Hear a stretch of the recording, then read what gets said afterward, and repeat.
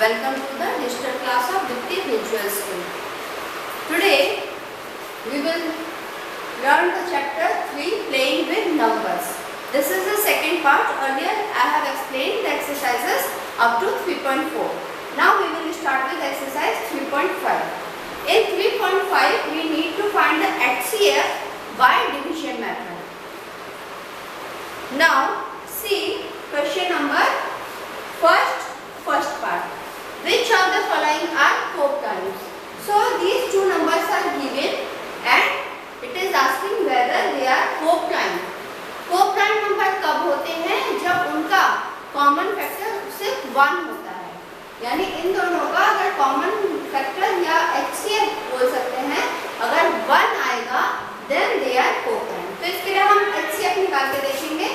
B30 और 12 का HCF निकाल के हमें 6 द HCF मिला. तो इसका HCF 6 है, 1 नहीं है. So this is not 4 time.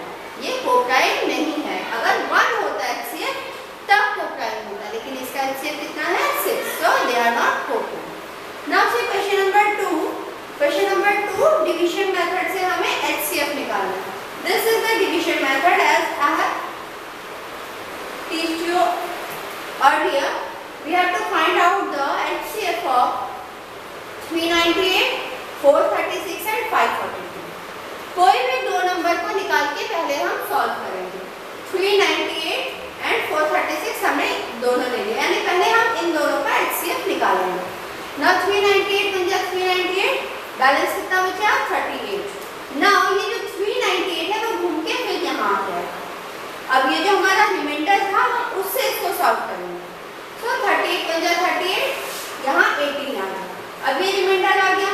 अब ये यहाँ 38 यहाँ आ जाएगा और 18 टू जा 36. फिर ये 2 आ गया हमारा रिमाइंडर. अब ये 18 यहाँ आ जाएगा. फिर 2 9 या 18 सॉल्व. तो लास्ट नंबर क्या है? डिवाइजर 2. तो यानी 398 और 436 का HCF है 2. दो नंबर का HCF मिल गया हमें. ना थर्ड नंबर हमारा क्या बच गया? 542. अब हम इसका HCF निकालेंगे, यानी 2 और 542 का. यहाँ देखो 542 को 2 से डिवाइड किया, we get 271 and it is fully solved. As it is fully solved, so HCF of this is 2. Now let's see exercise 3.5 question number 4. Here find the greatest number which divides 75 and 54, leaves the remainder 3 and 6 in each case. यानी कौन सा ऐसा number है जो 75 को और 54 को divide कर रहा है, हर बार 3 और 6 रिमाइंडर छोड़ दे रहा है. इसके लिए हम क्या करेंगे? उन दोनों को में से सब्ट्रैक्ट कर देंगे and then we will find the HCF. Now we get 72 and 48. Now we need to find the HCF of 72 and 48. Here 48, 72. We get 24 as the last divisor. So 48 और 72 का HCF क्या हो जाएगा? 24. Thus the HCF of 48 and 72 is 24. Now see question number 8. It's a word problem. Determine the length of the longest tape which can be used to measure exactly the length of. यहाँ पे हमें 3 tape दी हुई हैं, उसमें से longest tape का हमको measurement निकालना है. सो क्या करेंगे? हम इसको पहले कन्वर्ट कर लेंगे तीनों को सेंटीमीटर में. तीनों को सेंटीमीटर में कन्वर्ट करने के बाद हम HCF निकालेंगे. So after solving 6, 5, 8 and 9, 4, 0, we get 94 as the last divisor. And 94 को जब हमने 1128 से डिवाइड किया है, so we get क्या मिला है लास्ट में? देखो ये fully solved हो गया. That means जो हमारा ये 94 है, this is the HCF और वही हमारा आंसर है. Thus the length of the longest rope is 94. This will be not the rope. This will be Now students, up to 3.5 is complete. Now in after 3.5, let's see the LCM. As I have told you to solve the examples, if you will solve all the examples, you will able to solve all these three exercises, that is 3.6, 3.7 and 3.8. And don't worry, I will give questions from the examples only. Now here LCM. What is LCM? Least common multiple. पहले हम देखेंगे prime factorisation method और उसके बाद division method. जैसे HCF में prime factorisation method और division method है, LCM में भी प्राइम फैक्टराइजेशन और डिवीजन मेथड है.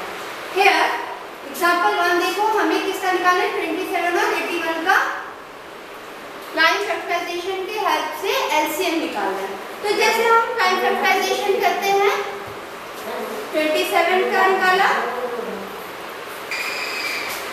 जैसे हम प्राइम फैक्टराइजेशन से निकालते हैं 27 तो हमने 3 से किया, देन तो हमको 27 के क्या फैक्टर्स मिले? 3 into 3 into 3. Here 81 we get the factors 3 into 3 into 3 into 3x 81. Now यहाँ देखो 27 and 81, इसमें जो फैक्टर्स हैं, लीस्ट कॉमन फैक्टर में हमें क्या करना होता है? कोई भी नंबर मैक्सिमम कितनी बार आए. अब देखो यहाँ 3 3 3, ये तो कॉमन हो गया, लेकिन ये एक एक्स्ट्रा है, यानी 4 times 3. So 3 into 3 into 3 into 3, 81 will be the LCM. अब देखते हैं डिवीजन मेथड. डिवीजन मेथड में देखो एग्जांपल फर्स्ट 36, 45 एंड 60 का आपको LCM निकालना है. इसमें क्या करते हैं? हम एक साथ तीनों को सॉल्व करते हैं, यानी एक साथ तीनों नंबर को लिख लिया.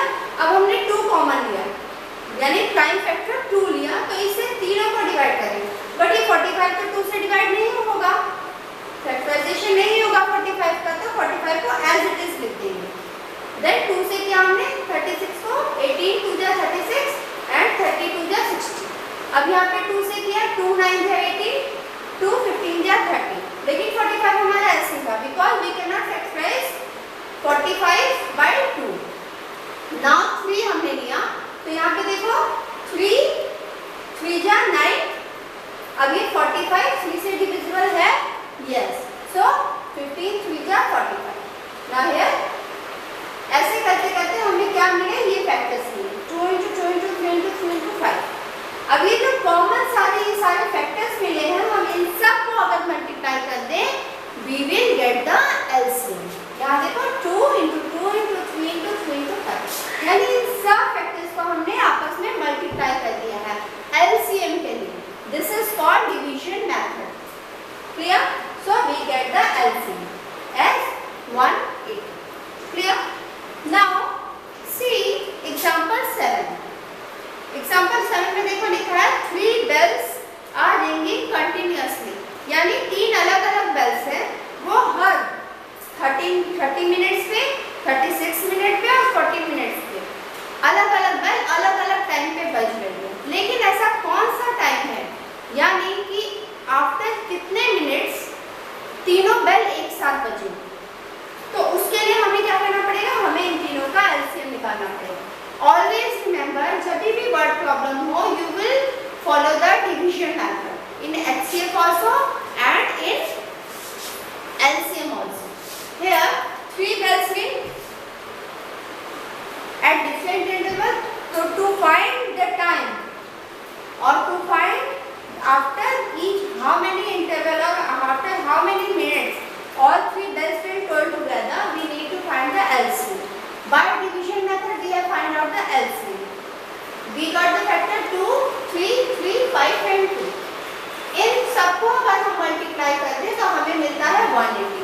ये हमारा LCM है and this is the answer. So thus the bell toll together after every 180 minutes. Clear? Now students, let's see for doing exercise 3.8. Let's see the relationship. Do you think there is a relationship between LCM and HCF? Yes, it is. Suppose अगर 2 number हम लेते हैं और उन दोनों का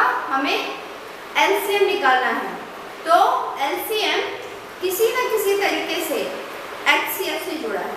कैसे जुड़ा है वो हम अभी देखेंगे।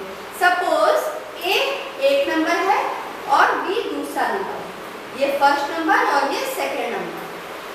तो इन दोनों को अगर हम मल्टीप्लाई करें, A और B को अगर मल्टीप्लाई करें और HCF से डिवाइड करें, we will get the LCM। यानी LCM is equal to A multiply by B, यानी ये इन दोनों नंबर का LCM ये है, और अगर हमें इनका प्रोडक्ट पता है तो हम LCM या HCF निकाल सकते हैं। यानी इन तीनों में से 1, 2 and 3, इन तीनों में से कुछ भी अगर हमें फाइंड आउट करना है तो बाकी दोनों की हेल्प से हम फाइंड आउट कर सकते हैं।